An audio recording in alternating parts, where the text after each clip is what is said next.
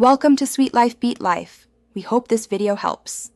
In this video, I will show how to put a Ford F150 in neutral with a dead battery. Locate the shift release slot near the shifter, apply the parking brake, and remove any cover. Insert a flat screwdriver or key into the slot, press down to override the lock, and gently shift into neutral while an assistant holds the brakes. If the truck has an electronic shifter, access the manual release behind the lower trim panel, then test the shift.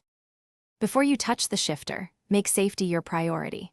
Park on level ground, engage the parking brake, and block the wheels front and rear.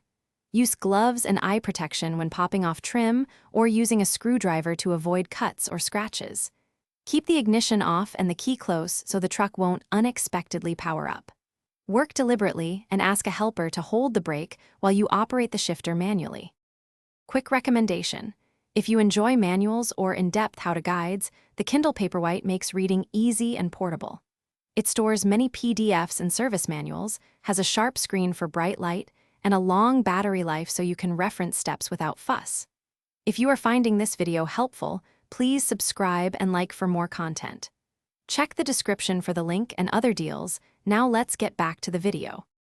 Removing the trim to reach the manual release is simple if you work slowly.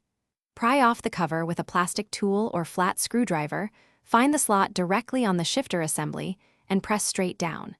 Keep firm, steady pressure, and shift gently into neutral while a friend holds the brake pedal. If the shifter feels stuck, stop and recheck the cover and tool alignment to avoid damaging the mechanism or trim pieces. Thanks for watching. Consider subscribing if we helped you.